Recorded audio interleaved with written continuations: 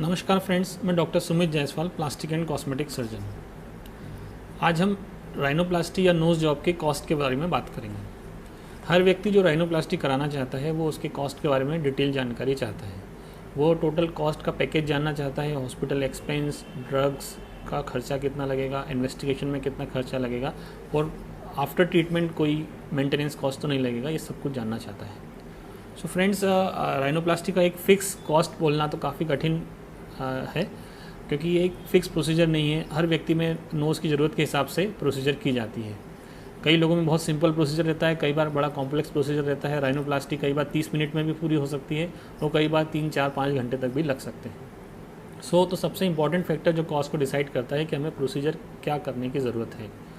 यदि नोज़ में कोई कॉम्प्लेक्स प्रॉब्लम है, पहले कभी चोट लगी हुई है, उसकी वजह से काफ़ी डेविएशन है, क्रूक्ड नोज़ है, तो ऑब्वियसली समय ज़्यादा लगेगा, मेहनत ज़्यादा लगेगी और उसमें कॉस्ट अधिक रहेगा।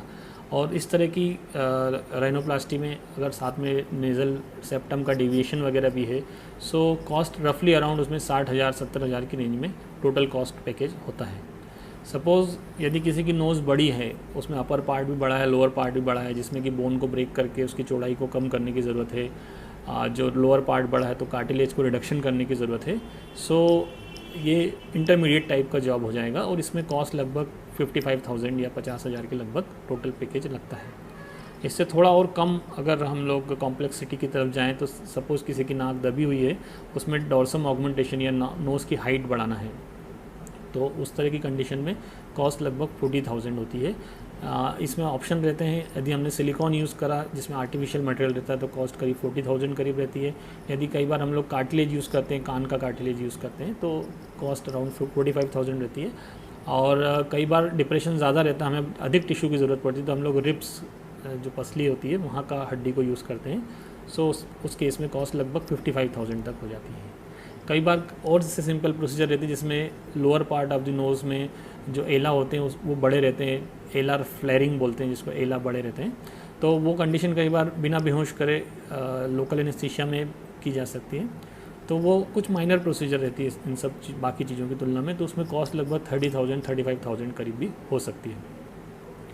कई लोगों में नॉन सर्जिकल राइनोप्लास्टी भी की जा सकती है, जिसमें कि सिर्फ हम लोग कुछ इंजेक्ट कर देते हैं फिलर्स, जो कि टेम्प्रेरी फिलर्स रहते हैं। कई कुछ डिप्रेशन है, कहीं पे हल्का सा तिरछापन है, किसी लोगों में टिप रिट्रैक्टेड है, तो उन केसेस में इसको यूज़ कर सकते हैं। उस केस में ऑब्वियसली कॉस्ट और कम हो जाती है, लगभग आप मान के चले 15,000 से 25,000 तक हो जाती है।